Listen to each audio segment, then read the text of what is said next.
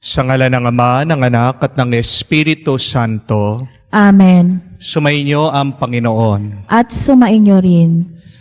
Mga kapatid, tayo ay nasa pangalawang linggo ng panahon ng Kwaresma. Maririnig natin sa ating Ebanghelyo ang eksena ng pagbabagong anyo ng ating Panginoong Hesukristo or the Transfiguration of the Lord. Ito'y pagpapakita ng kanyang kalwalhatian bago ang kanyang paghihirap sa Kalbaryo. At pinapakita din sa atin ng Panginoong Hesukristo na kung tayo ay susunod sa Kanya, makikinig, magbabago din ang ating buhay, magiging mas mabuti ito, magiging mas masaya, magiging mas maliwanag, at magiging mas payapa. Ano ba ang gusto niyong baguhin sa inyong buhay? Sino mga taong gusto niyong magbago? Anong sitwasyon sa iyong buhay ang gusto mong magbago? Alay natin lahat ito sa Diyos. Magpakumbaba tayo minsan pa sa Kanya para matanggap natin ang Kanyang pagpapala. Para tayo ay maging karapat-dapat na makatanggap sa mga banal na misteryo, hilingin muli natin ang awa at pagpapatawad ng Diyos. Inaamin ko sa makapangyarihang Diyos at sa inyo mga kapatid, na lubha akong nagkasala sa isip, sa salita, sa gawa, at sa aking pagkukulang. Kaya isinasamo ko sa mahal na Birheng Maria, sa lahat ng mga anghel at mga banal, at sa inyo mga kapatid na ako'y ipanalangin sa Panginoong ating Diyos. Kaawaan tayo ng makapangyarihang Diyos, patawarin tayo sa ating mga kasalanan, patnubayan tayo sa buhay na walang hanggan. Amen.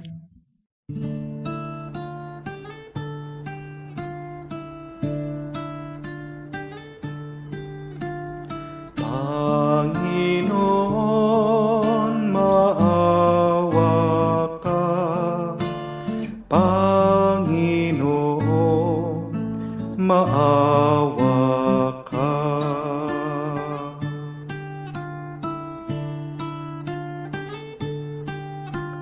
Kristo, maawa ka. Kristo, maawa ka sa amin.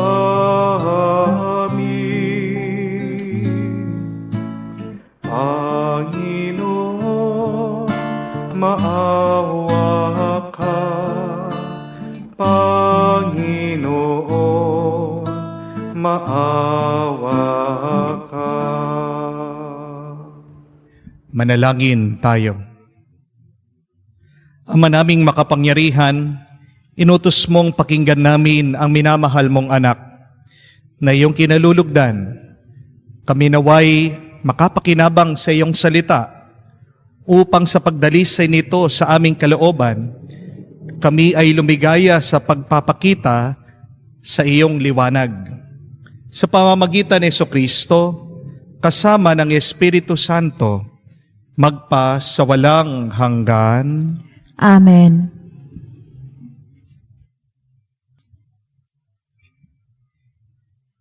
Pagbasa mula sa aklat ng Genesis. Noong mga araw na yon, sinubok ng Diyos si Abraham. Tinawag siya ng Diyos at tumugon naman siya. Sinabi sa kanya, "Isama mo ang pinakamamahal mong anak na si Isahak at magpunta kayo sa lupain ng Moria. Umakyat kayo sa bundok na ituturo ko sa iyo, at ihandog mo siya sa akin." Pagsapit nila sa dakong itinuro ng Diyos, gumawa ng dambana si Abraham.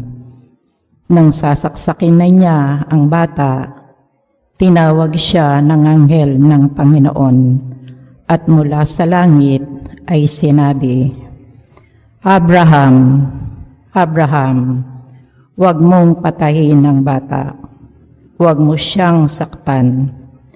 Naipakita mo ng handa kang sumunod sa Diyos sapagkat hindi mo ipinagkait sa Kanya ang kaisa-isa at pinakamamahal mong anak. Paglingon niya, may nakita siyang isang lalaking tupa na ang mga sungay ay napasabit sa mga sanga ng kahoy. Ito ang kinuha ni Abraham at iniandog kapalit ng kanyang anak. Mula sa langit, nagsalitang muli kay Abraham ang anghel ng Panginoon. Wika nito, "Akong Panginoon ang nangangako sa iyo, yamang hindi mo ipinagkait sa akin ang kaisa isa mong anak, pagpapalain kita. Ang lahi mo'y magiging sindami ng batuin sa langit at ng buhangin ng dagat. Lulupigin nila ang mga lungsod ng kanilang mga kaway sa pamamagitan ng iyong lahi. Pagpapalain ang lahat ng bansa sa daigdig, sapagkat ikaw ay tumalima sa akin." Ang salita ng Diyos. Salamat sa Diyos. Sa piling mo ng poong mahal ko'y laging namumuhay. Sa piling ng poong mahal, ako'y laging namumuhay. Laging buhay ang pag-asa, patuloy ang pananalig. Bagamat ang aking sabi, ako'y ganap na nalupig. Masakit sa kalooban ng poon kung may papanaw, kahit ito ay isa, labis siyang magdaramdam. Sa piling ng poong mahal, ako'y laging namumuhay. Panginoon, naririto akong iyong abang lingkod, katulad ng aking ina. Maglilingkod akong lubos. Yamang ako'y niligtas, kinalinga at tinubos. Ako ngayon maghahandog ng laing pasasalamat, ang handog kong palagi sa iyo ko ilalagak. Sa piling ng poong mahal, ako'y laging namumuhay. Kapag nagsama-sama ang lahat ng iyo'y inirang sa templo ng Jerusalem, ay doon ko ibibigay. Ang anumang pangako kong sa iyo ay binitawan. Sa piling ng poong mahal, ako'y laging namumuhay. Pagbasa mula sa sulat ni Apostolo San Pablo sa mga taga-Roma. Mga kapatid, kung ang Diyos ay panig sa atin, sino ang laban sa atin? Hindi niya pinagkait ang sarili niyang anak, kundi ibinigay para sa ating lahat. Kung naipagkaloob niya sa atin ang kanyang anak, hindi ba niya ipagkakaloob sa atin ang lahat ng bagay kasama ng kanyang anak? Sino ang mag-aharap ng sakdal laban sa mga hinirang ng Diyos? Gayong ang Diyos ang nagpawalang sala sa kanila. Sino nga ang hahatol ng kaparusahan? Si Kristo Jesus bang nasa kanan ng Diyos? Siya pa nga ang namatay at muling binuhay at ngayoy namamagitan para sa atin. Ang salita ng Diyos. Salamat sa Diyos. Amen.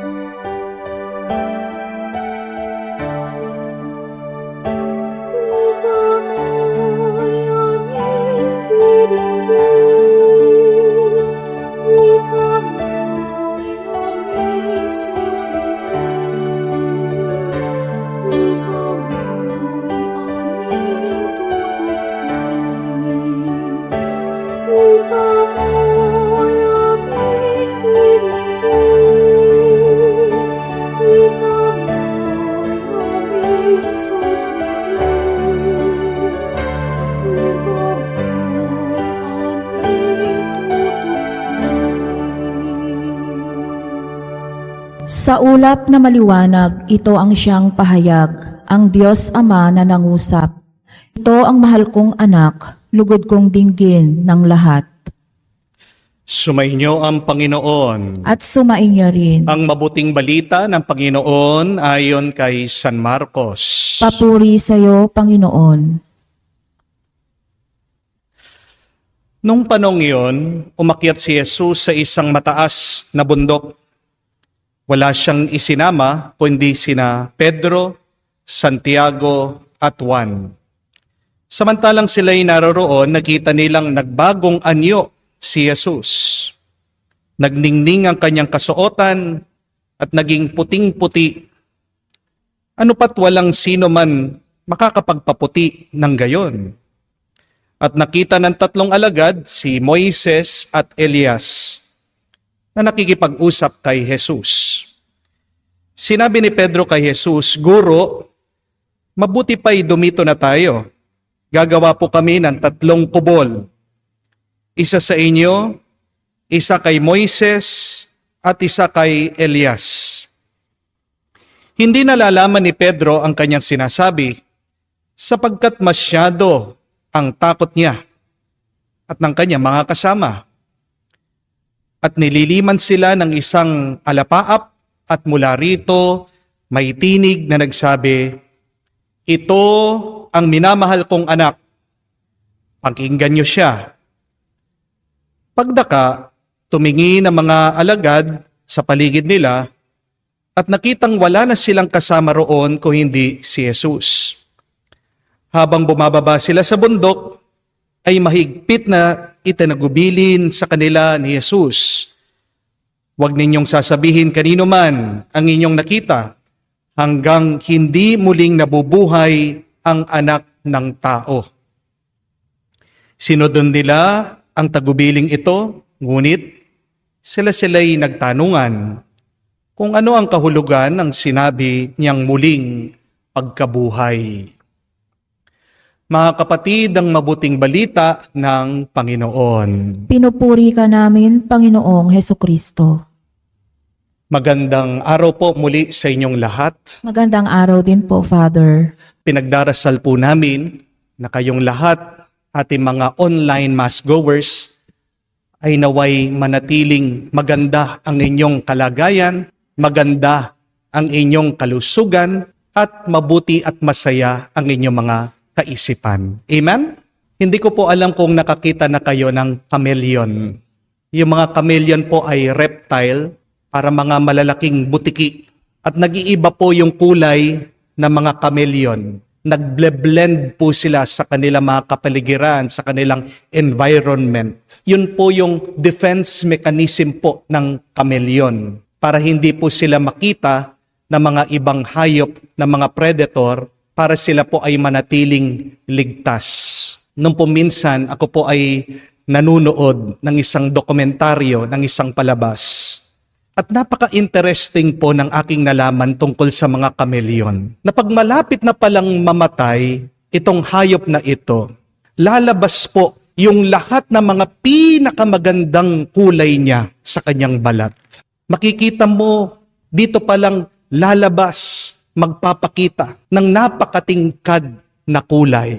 Di po ba napakasayang nito na ang ganda talaga ng totoong kulay ng chameleon? Very colorful po siya. Pero habang nung siya'y nabubuhay, tinatago niya ito. Di po ba parang tayo lang, makaka-relate tayo dito? Di ba marami po sa atin ganyan? Tinatago natin yung kagandahang loob natin, yung ating kabutihan, yung ating kabanalan. Kailan lumalabas yung ating magandang pagkatao? Kapag malapit na tayong mamatay. Kapag alam na natin na malapit na ang katapusan. Kapag alam natin na nauubos na ang ating oras at panahon. Marami po sa ating ganyan, di ba? Meron po mga ibang tao na buong buhay nila nag-iipon ng pera, nagtitipid, napakakuripot. Pero kapag sobrang tanda na, doon palang naiisipan na sila'y magbakasyon, sila'y gumastos, pero hindi na po nila ma-enjoy yung kanilang inipon na pera. Bakit? Paano pa sila makakapasyal? Sumasakit na yung kanilang mga tuhod. Paano pa sila makakakain? Ang dami na po bawal sa kanila. Paano pa nila mai-enjoy? Hindi na sila makaalis-alis sa kanilang mga bahay at tahanan. Meron pong iba, nung malakas sila at nangangailangan ang kanilang mga kapatid, ayaw nilang bigyan ng pera. Ayaw nilang bigyan ng mana. Kailan binigyan ng pera? Noong may sakit na. Nung nakaratay na yung kanilang mga kapatid at malapit ng mamatay. Yun yung nakakalungkot, hindi po ba? Bakit kung kailan patay na, doon palang magbibigay ng pera? Ang tanong, mai-enjoy pa ba ng kapatid mo ito? Ang tanong, magagamit pa ba ng iyong minamahal mo ito na nandun na sa kabaong? Bakit ang iba, hindi po nila maunawaan ito? Hindi po ba?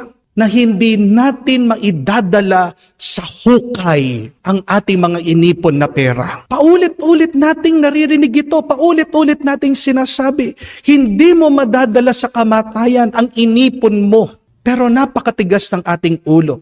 Nananatili tayong makasarili, ganid at matakaw sa pera. Di po ba? Alam natin yan. Ang sarap ng pera ay pag ginagastos mo ito. Ang sarap ng pera ay pag binabahagi mo, binibigay mo, sineshare mo sa ibang tao. Tingnan niyo po, ang dami dyan.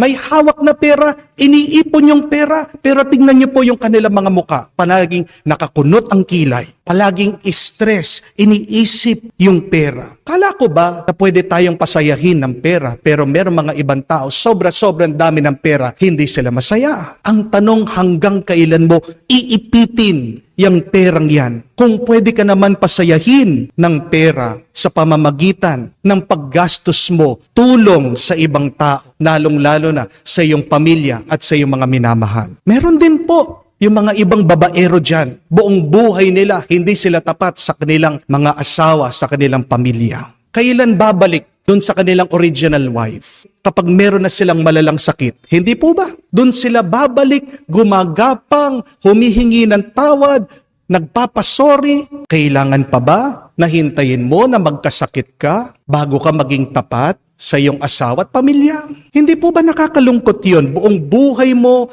ikay sakit ng ulo ng iyong pamilya. Nakuha na ngang na-stress, na-trauma ng iyong mga anak. Wala ka pa rin pakialam. Bakit kung kailan ka magkakasakit at nararamdaman mo malapit ka ng mamatay, doon mo palang maiisip na magbagong buhay. Doon mo palang maiisip na magpakabuti. Mga kapatid, kailangan pa ba nating hintayin na tayo ay maghirap at malapit ng mamatay bago natin ipakita ang pinakamaganda ng ating pag-ugali at pagkatao? Yan po ang pinapaalala sa atin ng pagbabagong anyo ng ating Panginoong Hesukristo. Bago po mamatay si Jesus sa krus doon sa Kalbaryo, nagbago ng anyo itong ating Panginoon sa bundok ng Tabor. Pinakita niya ang liwanag ng kanyang pagkatao. Hindi na po hinintay ni Jesus na siya ay maghirap sa krus bago niya ilabas ang pinakamagandang itsura ng kanyang kalooban. Sabi po sa Ebanghelyo, pag-akyat daw ni Jesus doon sa bundok, kasama niya ang kanyang mga alagad, bigla-bigla, nagbago ang kanyang suot. Naging maliwanag, naging puting-puti ito. Tingnan niyo po yun. Biglang nag-ibang anyo si Jesus. Wala pong ibang dahilan. Basta't nagbago siya, basta't nagliwanag ang ating Panginoon. At yan po ang mabuting balita na tayo din, mga tagasunod niya, pwede din po tayong biglang magbago sa tulong ng grasya ng Diyos. Kahit walang magandang dahilan, mga kapatid, maaari tayong magbago. Dahil ang pagbabago para sa mabuti ay isang magandang dahilan. You don't need any good reason to change for the better. But when you change for the better, that in itself is a good reason. Sana, wag na po nating hintayin ang bukas para magbago tayo. The question is, what change can we immediately do now? Anong pagbabago ang pwede mong magawa ngayon din?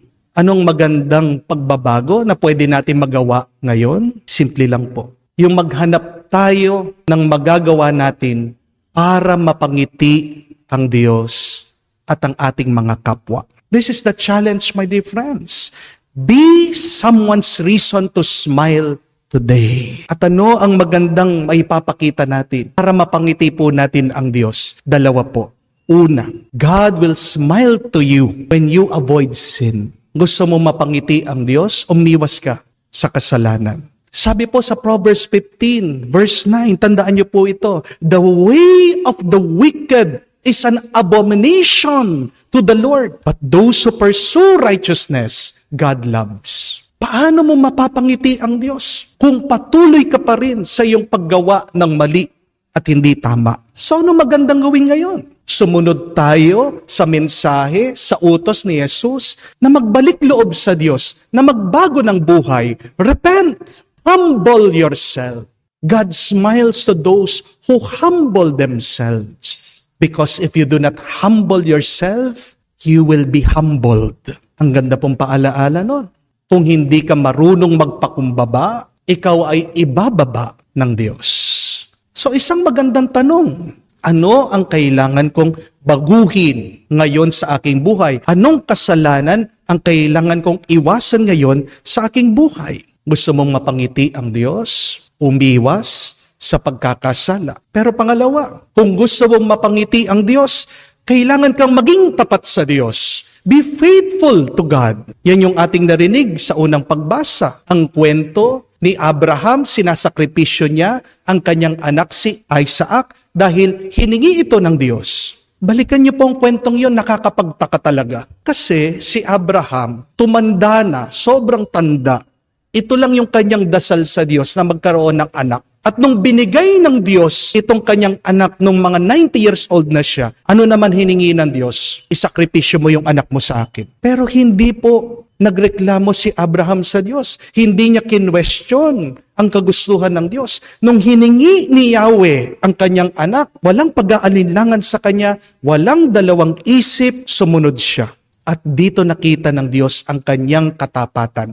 Dahil po dito anong nangyari? Nangako ang Diyos na siya ay pagpapalain ng sobra-sobra. God promised that to Abraham, because of your faithfulness to me, I will bless you abundantly, and I will make your descendants as numerous as the stars, as numerous as the sand of the sea. Tingnan niyo po, yung dating baog, ngayon siyang pagmumulan ng maraming angkan. Kaya nga, yan po yung isang hamon sa atin, na pag ikaw ay tapat sa Diyos, hindi mo lang mapapangiti ang Diyos, ikaw ay pagpapalain pa niya ng sobra-sobra, siksik, liglig at umaapaw. The question is, there is something God wants me to do which I still avoid doing. Ano yung pinapagawa ng Diyos sa akin ngayon, sa aking buhay, na iniiwasan ko, na inaayawan ko, na hindi ko pa rin ginagawa? Narinig natin sa Ebanghelyo, nung nagbagong anyo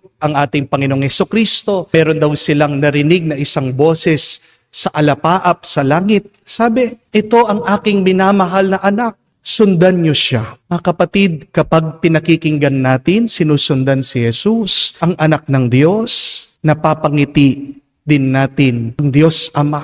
At ikaw ay pagpapalain lang sa pamamagitan ng pagsunod sa likod ni Jesus. Alam niyo po, marami po sa atin, eksperto sa pagpapaluha sa iba. Di po ba? Diyan tayo magaling eh. Tayo madalas sa nagiging dahilan ng lungkot ng ibang tao. Pero sana naman po, kung ma-realize nyo ito, kung mapagtanto nyo, na madalas kayo ang nagiging dahilan ng luha ng iba. Sana naman, magpursige ka na ikaw din ay maging dahilan ng ngiti ng iba. Balansihin nyo naman. Kung marunong ka magpaiyak, sana naman marunong ka ring magpangiti. Hindi niyo po ba napansin na pag namatay yung tao, doon pa lang natin siya bibigyan ng bulaklak? Bakit kailangan nating hintayin na mamatay muna yung tao bago natin bigyan ng bulaklak? Doon mo palang papadala yung bouquet na pagkalaki-laki, tabi ng kanyang kabaong. At pag nilibing na, doon mo tatambakan ng bulaklak yung tao. Ang tanong, nung buhay yung tao, binibigyan mo ba ng bulaklak? Pero pa nga mga iba kung kailan namatay, doon palang nilalagay yung mga paboritong pagkain. Bakit nung buhay ba, binibigyan mo ng paboritong pagkain? Ang tanong, yung patay, aamoy pa niya yung bulaklak. Yung bangkay, ma-appreciate pa ba niya? Yung ganda, ng mga binibigay mong bulaklak. Di ba hindi? Ang tanong, binibigyan nyo, pinagluluto nyo ng pagkain yung patay. Dinadala nyo pa sa sementeryo. Inaalay nyo doon sa patay. Matitikman pa ba niya? Bakit kung kailan patay na? Doon ka humahagulgol, doon mo sinasabi, mahal mo siya. Pero nung buhay siya, hindi man marinig-rinig nung tao kung gaano mo siya kamahal. Maririnig pa ba niya? Mauunawaan pa ba niya? Makakapagpasaya pa ba ang iyong salita doon sa patay? Bakit kailangan pa nating hintayin na mamatay ang tao bago natin siya pasayahin? Bakit hindi ngayon, habang buhay, habang nakakarinig, habang nararamdaman, bakit hindi natin pasayahin at magpangiti dito sa mga taong minamahal natin? Bakit hindi po natin ugaliin ito na habang buhay ang minamahal mo, maging dahilan ka ng kanyang pagngiti? Make an effort. Be the reason of someone's smile today. Isang mabilis na paraan para magbago ang iyong buhay. Ano po? Yung umiti ka lang. Why smile? Because smile, remember, is your happiness under your nose. Hinahanap natin yung tuwa sa labas. Nakakalimutan natin ang tuwa nandito na sa ating kalooban. Smile because you can change somebody. Nakakahawa po ang ngiti. Kahit na may nararamdamang kasakit, kahit na may iniisip kang pangamba, try to smile. It can change someone's life today. And smile for God. Why? Because your smile is your shortest prayer of gratitude that you can offer to God. Nahihirapan kang magdasal, anong kailangan mong gawin? Ngumiti ka. Tandaan niyo po yung napakagandang kasabihan that your life is God's gift to you. What you do with your life is your gift to God. Ang buhay na ito ay regalo ng Diyos sa atin. Ang tanong, bago tayo bumalik sa Kanya, ano ang gagawin natin sa buhay na ito? Sana bago natin makaharap ng Diyos, mapagmalaki natin sa Kanya, Panginoon, naging dahilan ako ng pagngiti ng iba. Panginoon, sinubukan ko, I tried my best na mapangiti kayo. Sinubukan ko umiwas sa kasalanan, sinubukan ko maging tapat. Ngayon, kung nagiging dahilan ka pa rin ng pagluha ng iba, kung nagiging dahilan ka pa rin ng pagsimangot ng Diyos, habang may oras at panahon, mga kapatid, wag natin sayangin ito. Pwede kang magbago. Ngayon na, wag mo nang hihintayin ang bukas. May magagawa ka. Pakita mo ang kagandahan ng iyong kalooban, ng iyong pagkatao na tinanim na ng Diyos sa iyo. Magsimula nung umpisa pa, maaari sa tulong ng Kanyang grasya. Yat ang ipatulong natin sa Kanya sa banal na misang ito. Sabihin natin, Panginoon, gabayan mo kami, tulungan mo kami sa tunay na pagbabago. Maging daan kami ng pagngiti ng iba, maging dahilan din kami ng iyong pagngiti, ngayon at magpakailanman. Sumasampalataya ako sa Diyos, amang makapangyarihan sa lahat, na may gawa ng langit at lupa. Sumasampalataya ako kay Jesucristo, iisang anak ng Diyos, Panginoon nating lahat.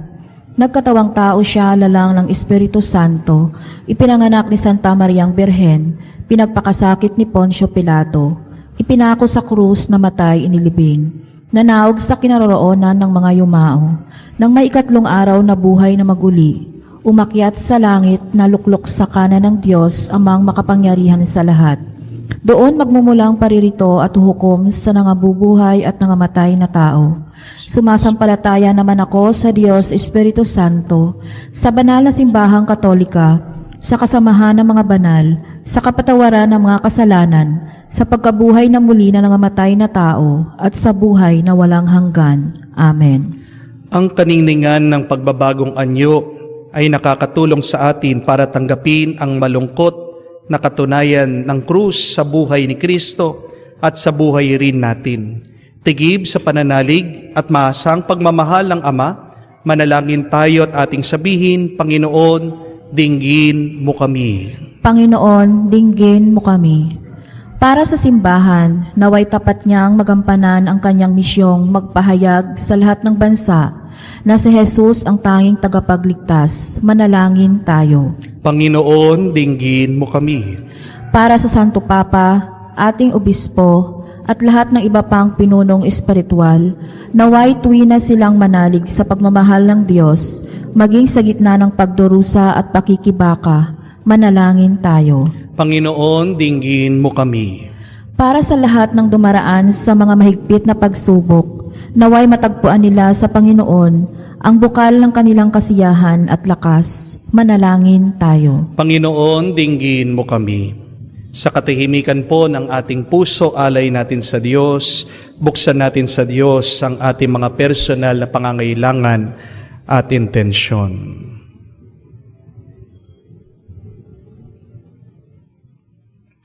O Diyos, Ama namin, bukal ng lahat ng lakas at kasiyahan, gawin mo kaming tapat sa iyong hanggang kamatayan.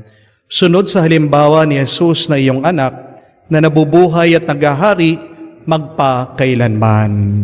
Amen. Manalangin kayo mga kapatid, para ang ating mga paghahain ay kalugdan ng Diyos amang makapangyarihan. Tanggapin nawa ng Panginoon itong paghahain sa iyong mga kamay sa kapurihan niya at karangalan sa ating kapakinabangan at sa buong sambayanan niyang banal. Ama naming lumikha, ang paghahain ito ay nagdulot nawa ng kapatawaran ng aming mga kasalanan at mapagbanal sa aming buong katauhan para sa pagdiriwang ng Pasko ng pagkabuhay. Sa pamamagitan ni Jesucristo kasama ng Espiritu Santo, magpasawalang hanggan. Amen. Sumainyo ang Panginoon. At sumainyo rin. Itaas sa Diyos sa inyong mga puso at diwa. Itinaas na namin sa Panginoon. Pasalamatan natin ang Panginoong ating Diyos. Marapat na siya ay pasalamatan. Ama naming makapangyarihan, tunay nga marapat ikaw ang aming pasalamatan sa pamamagitan ni Jesucristo na aming Panginoon, nang may pagtapat niya sa mga alagad na siya'y laang mamamatay para sa lahat. Sa kanila kanyang ipinamalas ang kanyang sariling puspos na liwanag. Ang iyong mga utos at mga propeta ay pawang mga tagapagpatunay niya sa pagkakatalaga para sa kapwa'y magdusa, upang akayin ang lahat ng pagkabuhay na maligaya. Kaya kaisa na mga anghel na nagsisiawit ng papuri sa iyo, nang walang humpay sa kalangitan kami nagbubunyi sa iyong kadakilaan. Ama naming banal, ikaw ang bukalan tanang kabanalan. Kaya't sa pamamagitan ng iyong Espiritu, gawin mong banal ang mga kaloob na ito, upang para sa amin maging katawan at dugo ng aming Panginoong Hesukristo. Bago niya pinagtiis ang kusang loob na maging handog, hinawakan niyang tinapay, pinasalamatan kanya, pinaghati-hati niya iyon, inabot sa kanyang malagad at sinabi, tanggapin ninyong lahat ito at kanin. Itong aking katawan ay hahandog para sa inyo.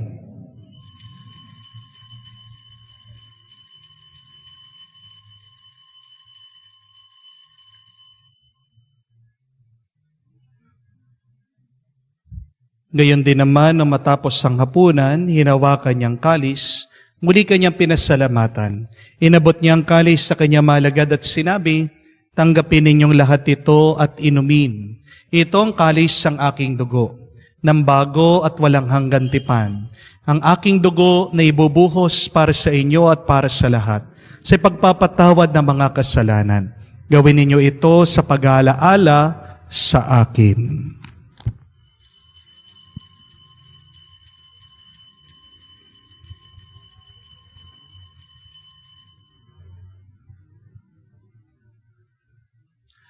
Ang misteryo ng pananampalataya.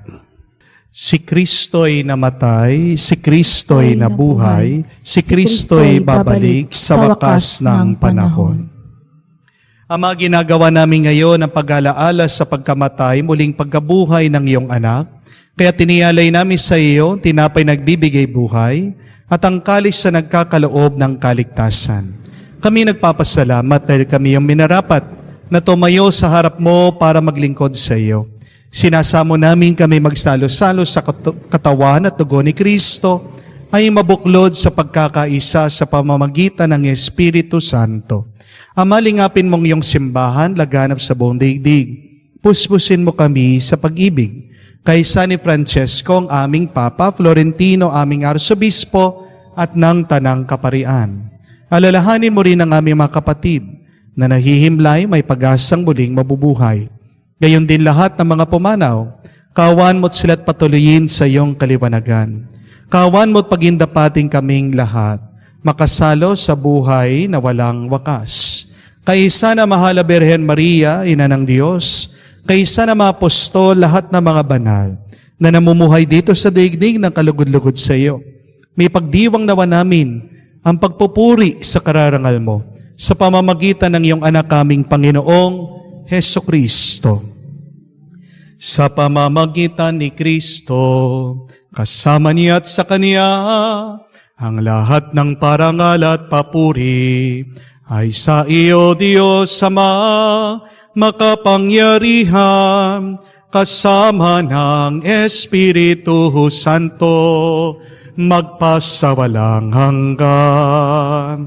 Amen, amen, amen. Sa nakakagaling na utos sa turo ni Jesus, tayo ngayon ay magdasal sa panalangin sa tagubili na nakakagaling na utos sa turo ni Jesus sa Panginoon natin at Diyos, ipahayag natin ng lakas loob. Hinihiling namin kami adya sa lahat ng masama, pagkalooban ng kapayapaan araw-araw, iligtas sa kasalanan, ilayo sa lahat ng kapahamakan, samantalang aming pinanabikan ang dakilang araw ng pagpapahayag ng tagapagligtas naming si Heso Kristo. Sapagkat iyo ang kaharian at ang kapangyarihan at ang kapurihan magpakailanman. Amen. Panginoong Heso Kristo, sinabi mo sa iyong mga apostol, kapayapaan ang iniiwan ko sa inyong aking kapayapaan, binibigay ko sa inyo. Tunghayan mo ang aming pananampalataya, huwag ang aming pagkakasala. Pagkalooban mo kami ng kapayapaan at pagkakaisa, ayon sa iyong kalooban. Kasama ng Espiritu Santo, magpasawalang hanggan. Amen. Kapayapaan ng Panginoon ay laging sumainyo. At sumainyo rin. Magbigayan po tayo ng kapayapaan sa bawat isa. Peace be with you po. Kapayapaan po sa inyong lahat. Lumuhod po tayo para sa panalangin para sa mga may sakit. Panginoong Jesus, lumalapit po kami sa iyo ngayon upang idulog ang kagalingan ng mga may sakit. Haplusin niyo po sila at pagkalooban ng panibagong lakas upang sila ay muling makapaglingkod sa iyo. Patawarin niyo po sana sila sa kanilang mga kasalanan at pagkalooban din ng kagalingang pangkaluluwa. Sa katahimikan po ng ating mga puso, alalahanin natin at ipagdasal ang mga kapatid nating nahihirapan dahil sa kanilang karamdaman.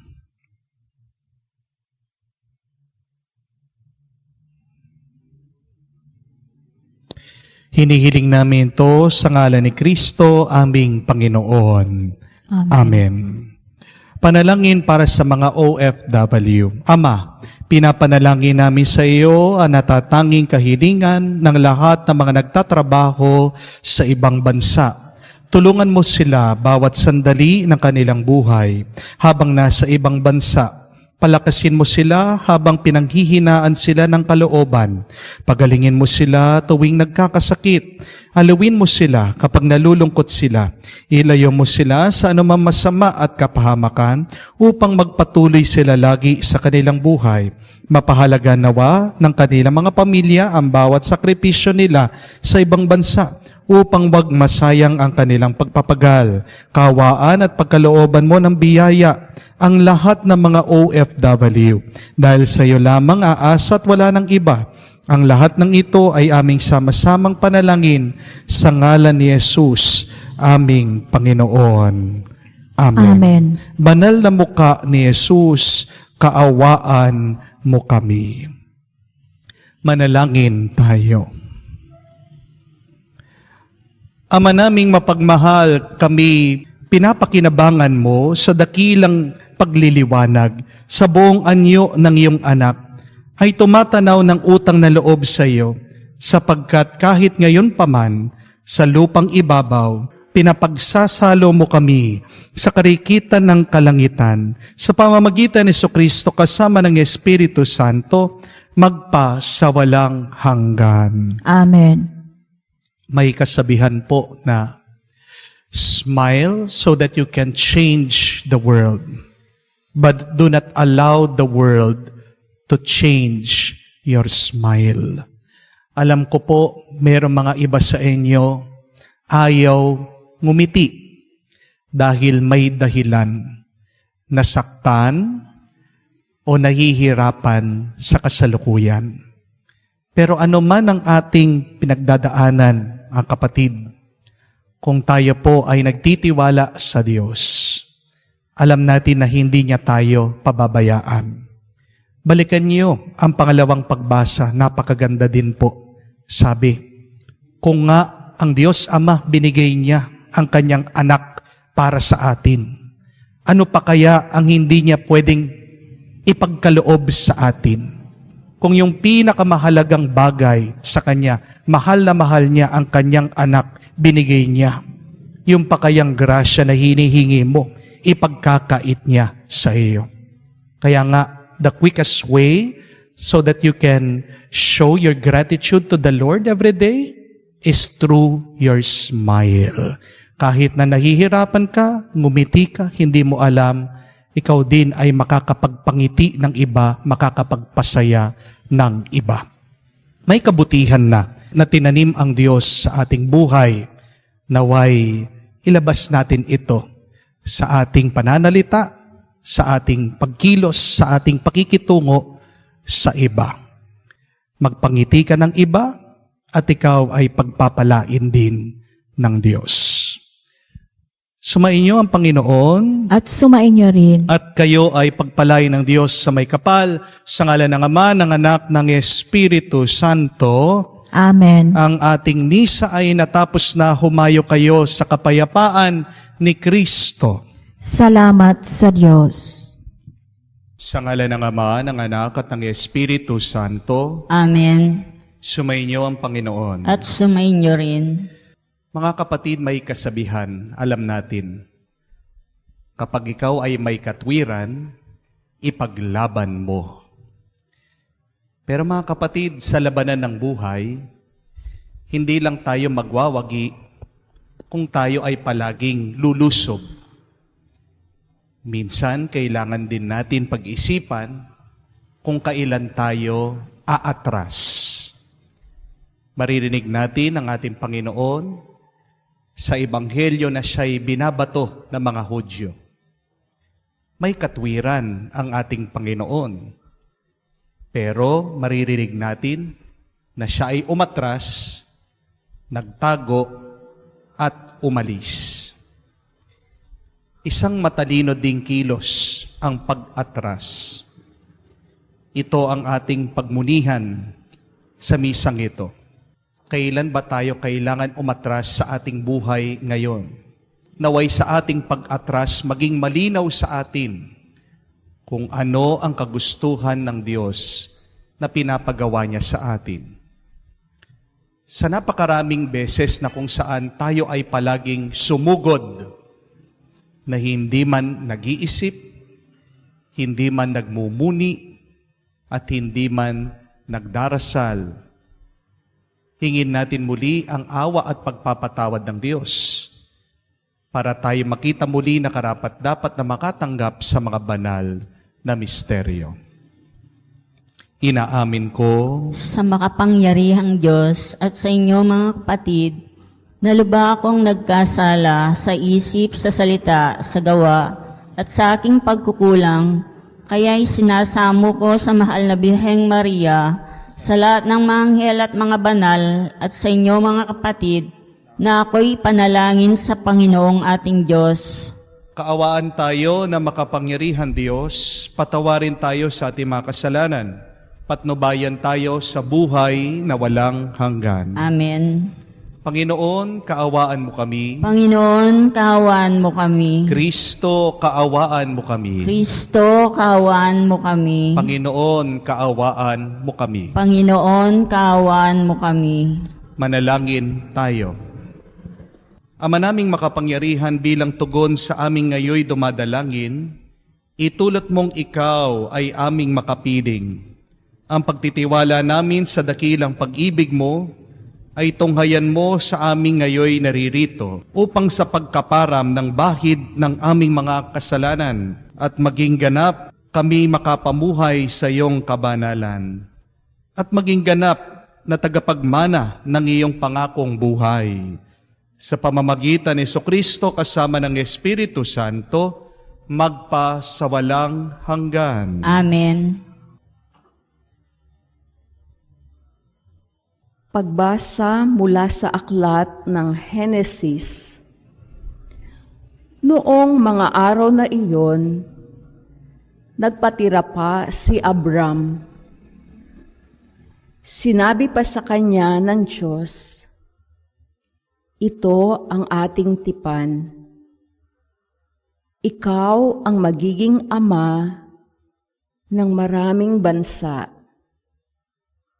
Hindi na Abram ang itatawag sa iyo, kundi Abraham, sapagkat ginagawa kitang ama ng maraming bansa. Pararamihin ko ang iyong mga inapo at magtatatag sila ng mga bansa at may magiging hari sa kanila.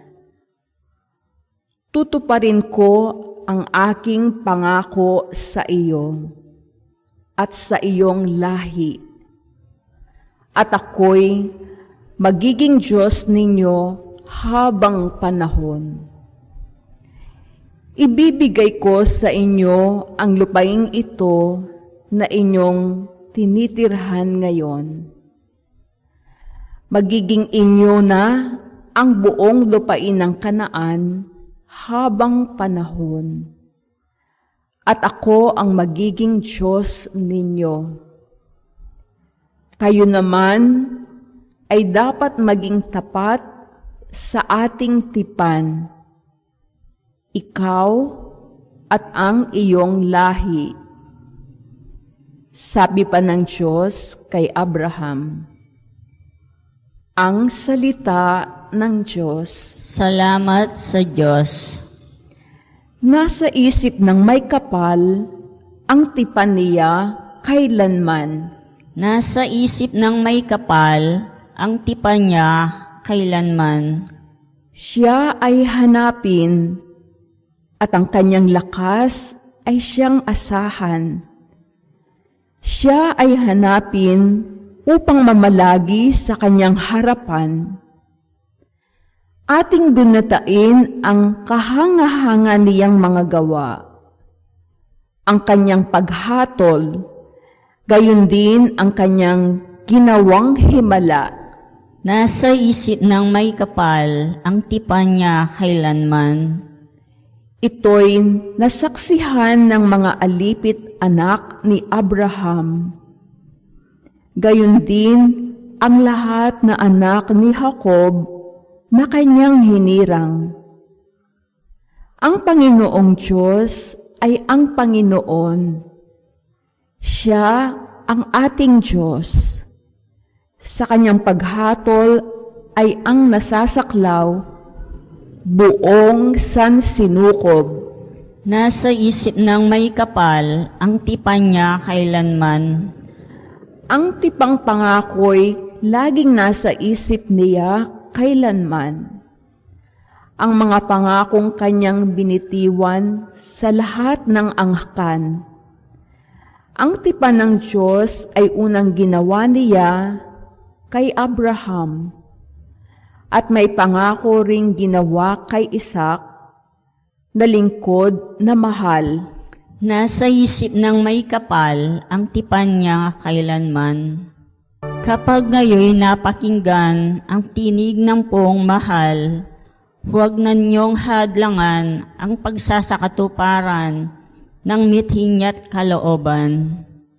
Sumainyo ang Panginoon. At sumainyo rin. Ang mabuting balita ng Panginoon ayon kay San Juan. Papuri sa iyo, Panginoon. Nung panong yun, sinabi ni Jesus sa mga Hudyo, "Tandaan ninyo, ang namumuhay ayon sa aking aral, kailanmay di makakaranas ng kamatayan." Sinabi ng mga Hudyo, "Ngayon natitiyak na namin, inaalihan ka nga ng demonyo." Namatay si Abraham at ang mga propeta, pero sinabi mong hindi namamatay kailanman ang sino mang namumuhay ayon sa iyong aral. Dakila ka pa ba kaysa sa aming amang si Abraham?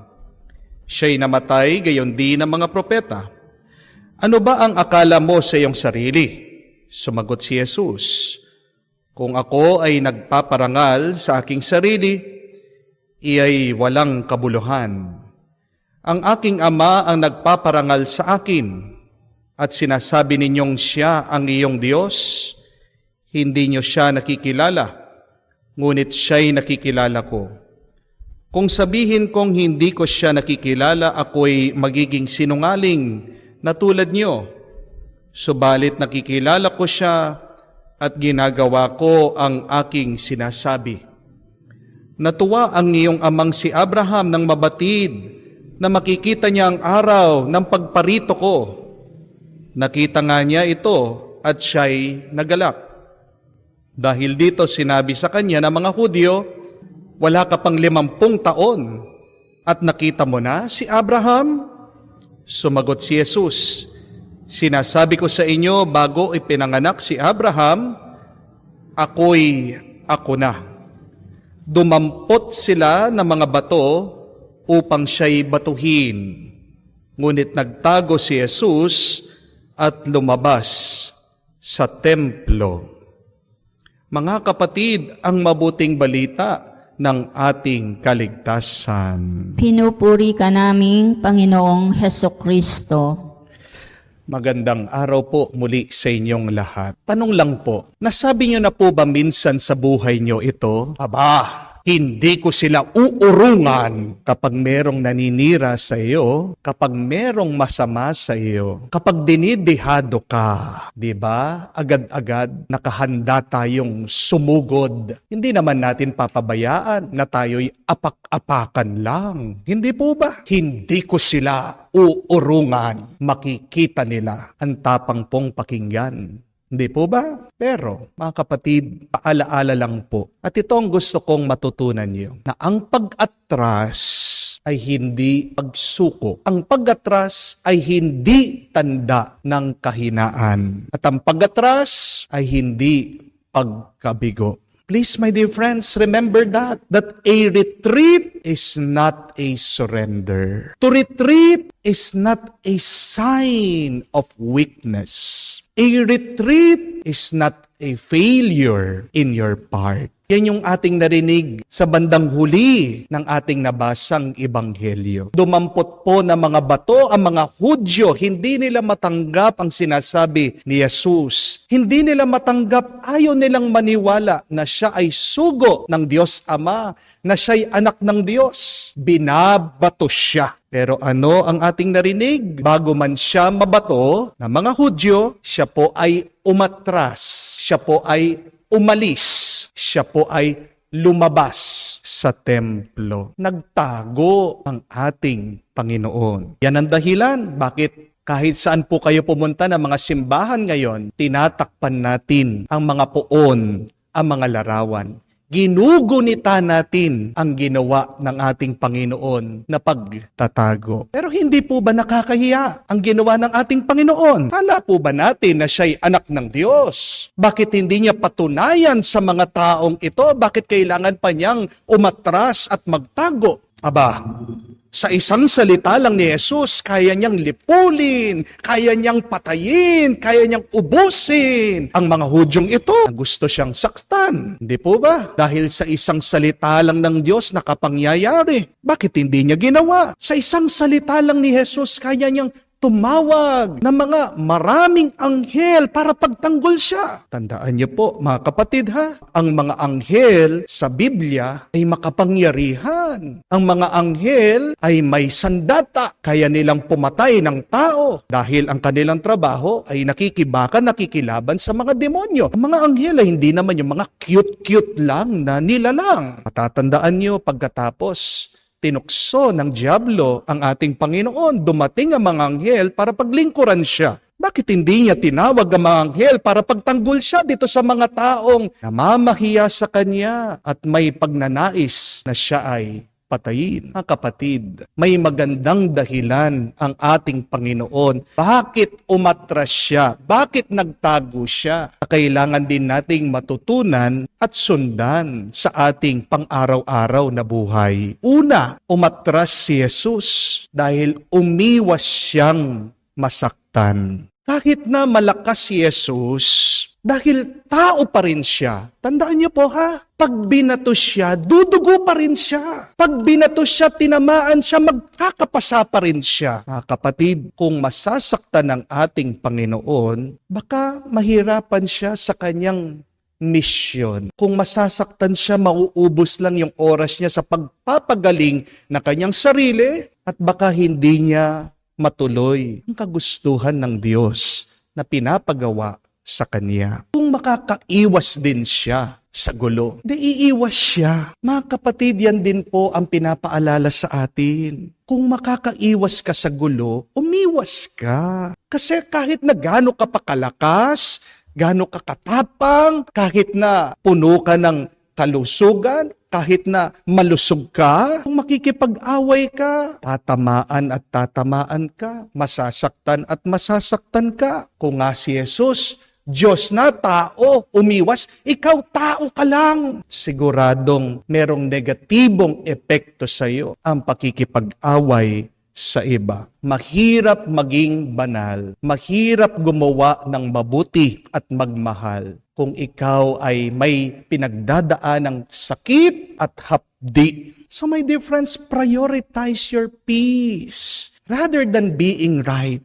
Lalong-lalo na pag tumatanda po tayo, sana less drama na lang. Di po ba? Sayang ang oras, sayang ang panahon, sayang ang lakas mo para lang makipag-away sa mga taong kahit na anong sabihin mo, hindi ka naman talaga pakikinggan at uunawain. Amen? Walang mabuting bunga ang pakikipag-away sa iba. Kung makakaiwas ka sa sakit, umiiwas ka. Kaya nga binigyan ka ng utak, isip ng Panginoon, gamitin mo yan. Amen? Pangalawa, umatras si Jesus kasi ayaw niyang magpadakip. Kung huhulihin agad si Jesus, talo na siya. Di po ba? Tandaan niyo po that a soldier only loses if they are captured. But as long as a soldier is not captured, even if that soldier has retreated, he can continue the fight. Yun yung dahilan ni Jesus. Bakit umatras siya? Bakit umiwas siya? Kasi gusto niyang ipagpatuloy ang laban. Gusto niyo po bang ipagpatuloy ang laban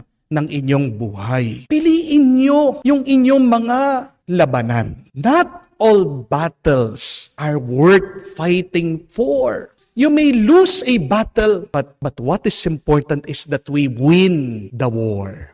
Amen? This is our goal, to continue to be in the fight. At kung ang paraan ay para makapagpatuloy ka, nakikibaka, nakikilaban sa buhay, ay umatras ka ng kaunti, yun dapat ang iyong gawin. Di po ba? Umatras si Jesus para manatili sa kanyang misyon. Kaya, kung pinagtutulungan ka man, lumayo-layo ka, hindi mo sila kayang mag-isa. Tandaan mo yan. Kung inaabuso ka ng iyong asawa, lumayo-layo ka, mas kailangan ka ng iyong mga anak. Kung mainit ang ulo ng iyong kaharap, umiwas-iwas ka. Hindi mo alam, meron dalang barilyan at baka mapatay ka niya. Sinong kawawa o hindi ikaw, tang pamilya mo? Di po ba? Mga kapatid, hindi nakakahiya ang pag-atras kung ito naman ay para sa iyong pagtatagumpay bandang huli. Pangatlo, umatras po si Jesus kasi nagpalamig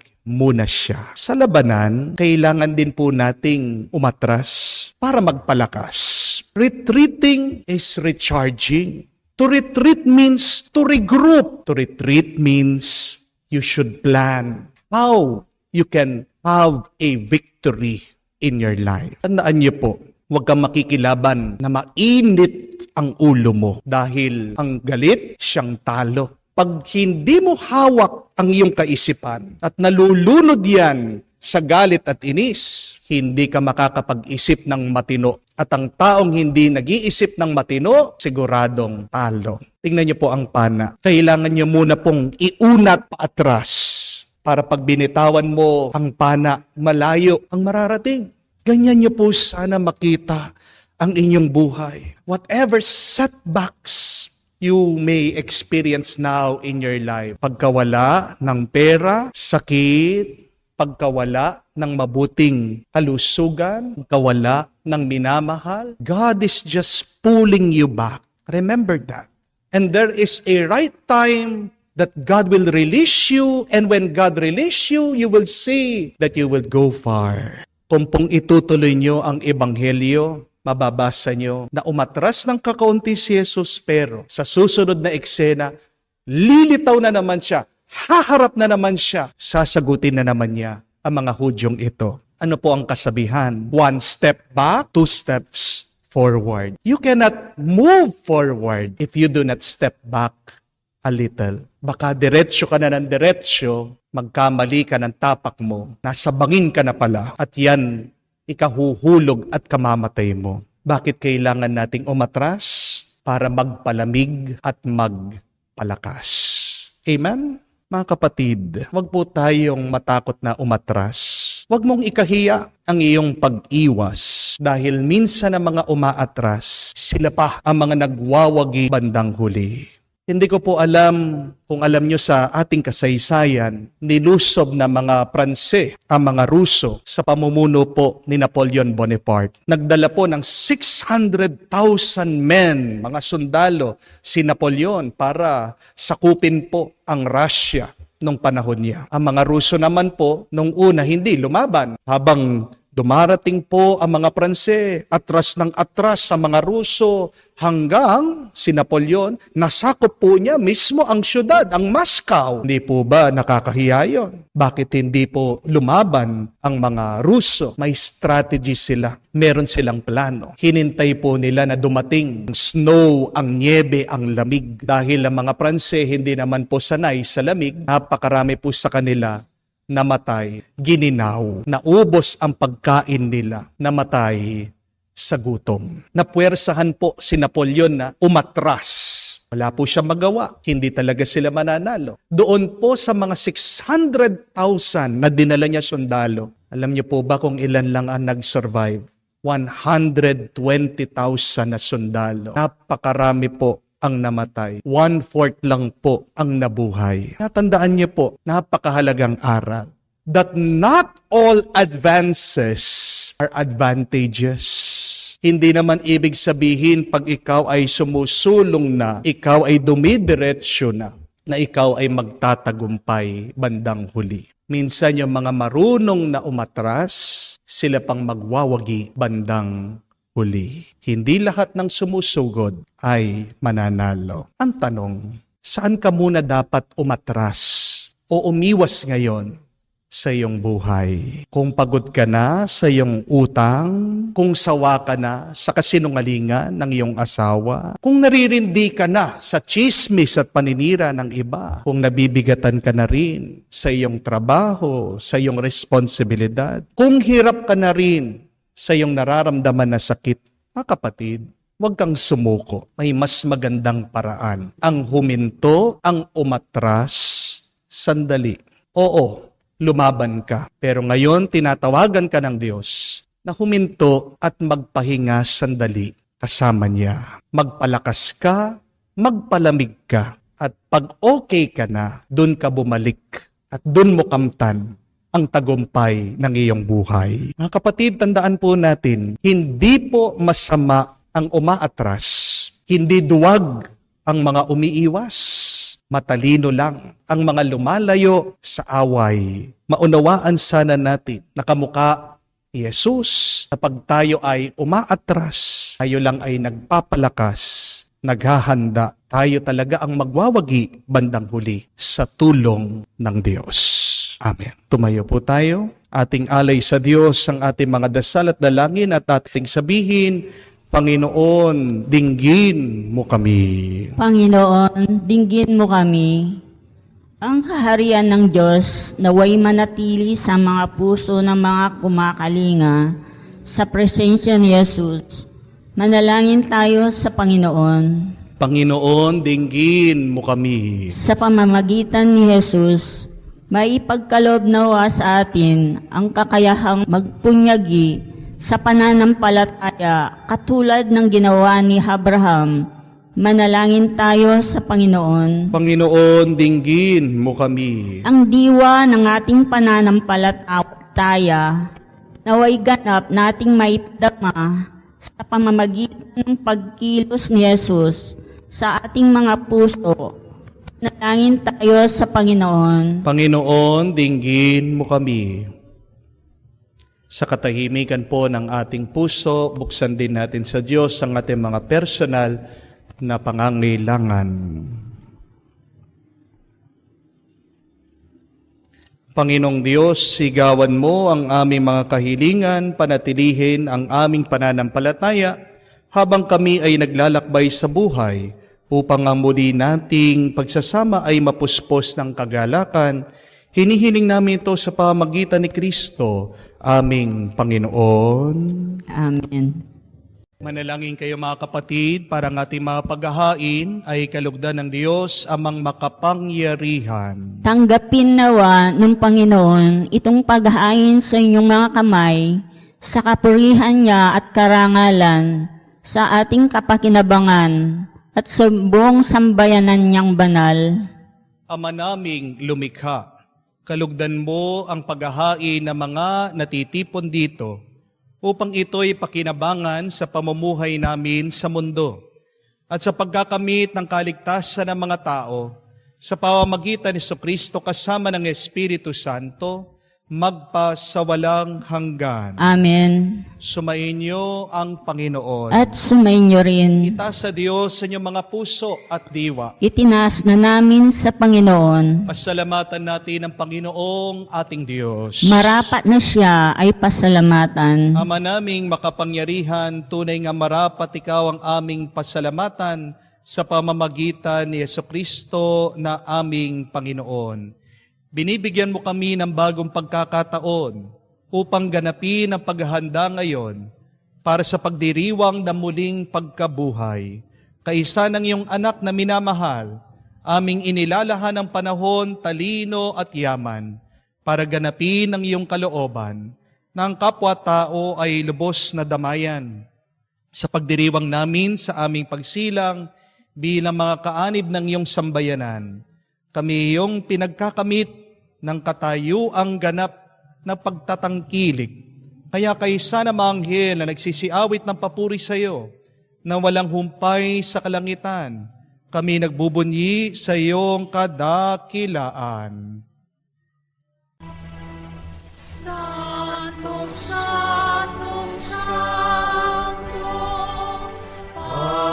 Panginoong Diyos, napupuno ang langit at lupa ng kadakilaan mo. Hosana, Hosana, Hosana sa kaitaasan. Hosana, Hosana, Hosana sa kaitaasan. Pinagpala ang naparirito sa ngalan ng Panginoon.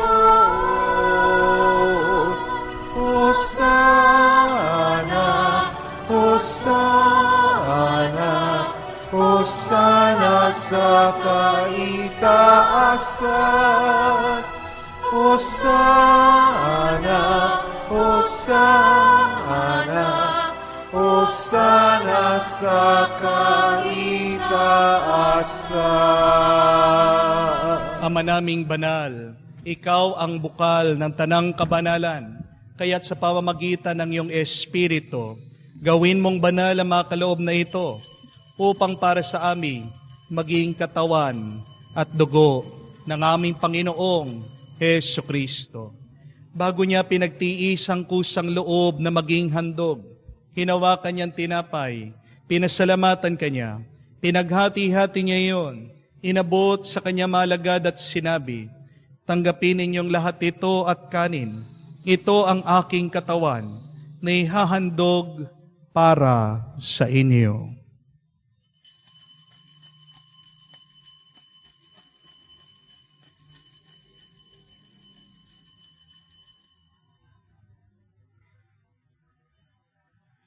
Gayon din naman nang matapos ang hapunan, hinawakan niya ang kalis, muli kanyang pinasalamatan. Inabot niya ang kalis sa kanyang malagad at sinabi, tanggapin ninyong lahat ito at inumin. Itong kalis ang aking dugo, ng bago at walang hanggang tipan. Ang aking dugo na ibubuhos para sa inyo at para sa lahat, sa ipagpapatawad ng mga kasalanan. Gawin ninyo ito sa pag-alaala sa akin.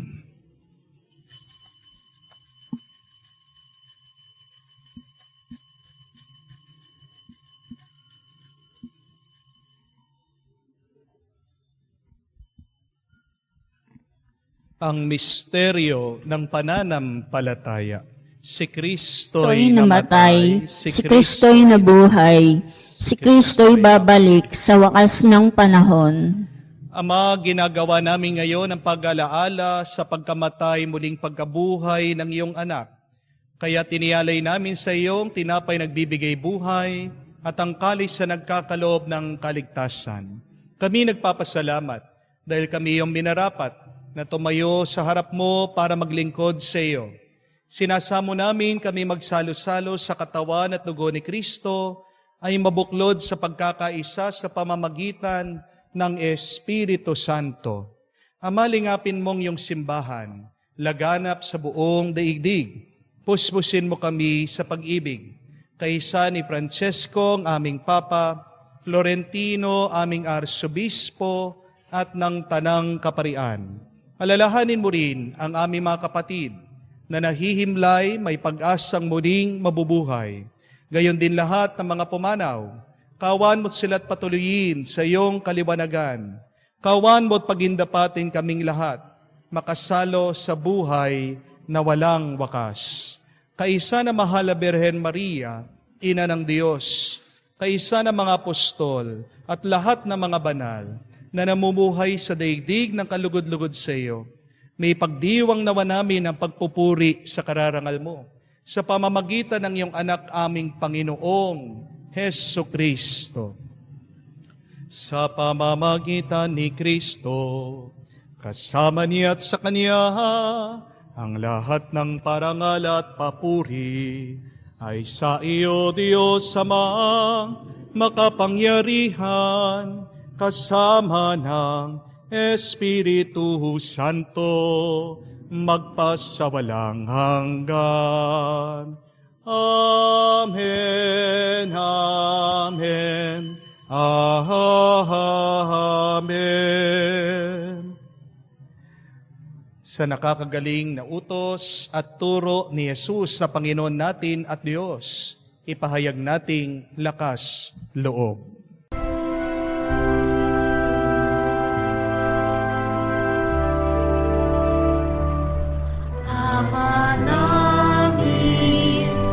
Sumasalangit ka, sambahin ang ngalan mo, mapasaangin ang kaharian mo, sundin ang loob mo dito sa lupa.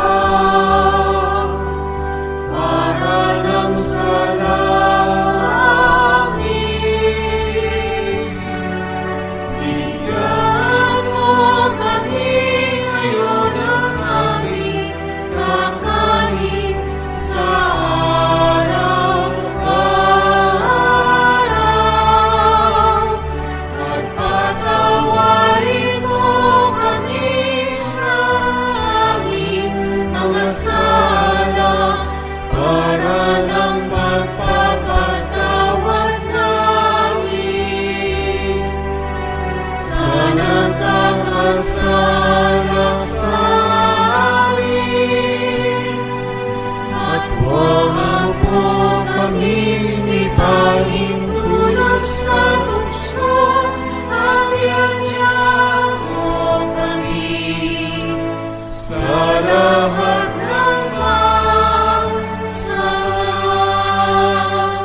hinihiling namin kami adya sa lahat na masama, pagkalooban ng kapayapaan araw-araw, iligtas sa kasalanan, ilayo sa lahat ng kapamakan, samantalang aming pinanabikan ang dakilang araw ng pagpapahayag ng tagapagligtas naming si Heso Kristo. Sapagkat iyong kaharian at ang kapangyarihan at ang kapurihan magpakailanman. Amen. Panginoong Yesu Kristo, sinabi mo sa iyong mga apostol, kapayapaan ang iniiwan ko sa inyo, ang aking kapayapaan binibigay ko sa inyo. Tunghayan mo ang aming pananampalataya, huwag ang aming pagkakasala. Pagkalooban mo kami ng kapayapaan at pagkakaisa ayon sa iyong kalooban, kasama ng Espiritu Santo, magpa sa walang hanggan. Amen. Kapayapaan ng Panginoon ay laging sumainyo. At sumainyo rin. Magbigayan po tayo ng kapayapaan sa bawat isa. Peace be with you po. Kapayapaan po sa inyong lahat. Kordero ng Diyos. Kordero ng Diyos, nag-alis ng mga kasalanan ng sanlibutan, maawa ka sa amin. Kordero ng Diyos na nag-alis ng mga kasalanan ng sanlibutan, maawa ka sa amin. Kordero ng Diyos na nag-alis ng mga kasalanan ng sanlibutan, ipagkaloob mo sa amin ang kapayapaan. Mga kapatid, naririto ang ating Panginoong Heso Kristo, ang Kordero ng Diyos, nag-aalis sa mga kasalanan ng sanlibutan. Mapalad tayong lumalapit sa piging ng Kordero. Panginoon, hindi ako karapat-dapat na magpatuloy sa iyo, ngunit sa isang salita mo lamang ay gagaling na ako.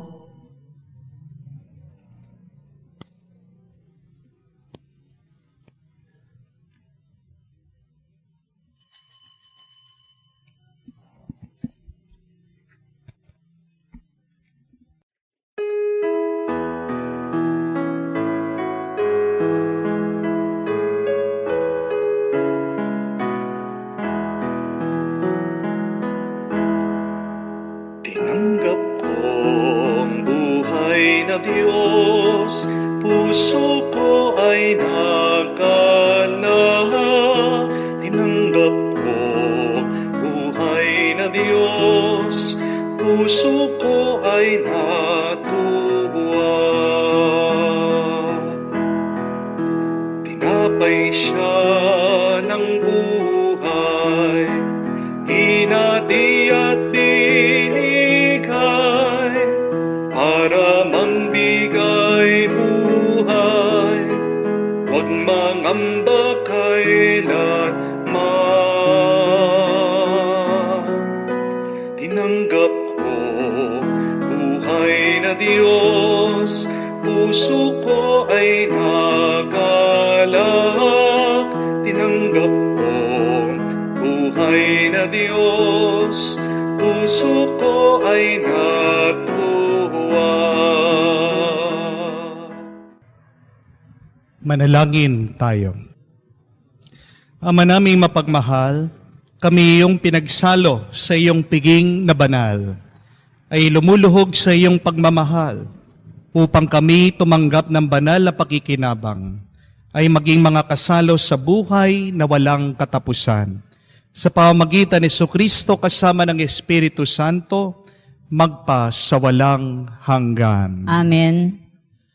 Ang umaatras ay hindi bigo. Ang umiiwas ay hindi duwag. Not all advances are advantages, but a retreat is also important for us to recharge, to clear our minds, and to know God's will. Kaya nga po ang assignment ko sa inyo, bago po matapos ang Kwaresma, ang mahal na araw, sana kayo po ay nakapag-retreat o nakapag-recollection. Umalis muna kayo sandali sa iyong mga bahay. Tumahimik. Magbisita iglesia. Give yourself some time of silence and prayer. Kung hindi po kayo makaalis sa inyong mga tahanan, sa inyong mga bahay, maghanap po kayo ng quiet space, ang tahimik na lugar, and spend just 5 minutes focusing on the Lord. Hayaan niyo muna po yung mga inaalala niyo, mga problema niyo, focus lang po kayo sa Diyos. Dahil ang pagdarasal ay ang pakikipag-usap natin sa Diyos, pero meditation, ang pagmumuni-muni, yan naman po ay ang ating pakikinig sa Diyos. Tandaan niyo po yan. That prayer is our dialogue talking to God, and meditation is the process of listening to God. Palagi tayong nagsasalita, kailangan din tayong makinig. Dapat nga, konti lang yung pananalita natin. Mas marami pa po dapat yung ating pakikinig. Diyan tayo nagkukulang. But start by spending 5 minutes, 10 minutes in a quiet place. Retreat, umatras ng konti, para pagbalik niyo po, mas malakas na kayo, mas ganado na kayo, mas meron kayong buhay muli. Sumainyo ang Panginoon. At sumainyo rin. Kayo ay basbasan ng Diyos, makapangyarihan sa lahat, sa ngalan ng Ama, ng Anak, ng Espiritu Santo. Amen. Ang ating misa ay natapos na. Humayo kayo sa kapayapaan ni Kristo. Salamat sa Diyos.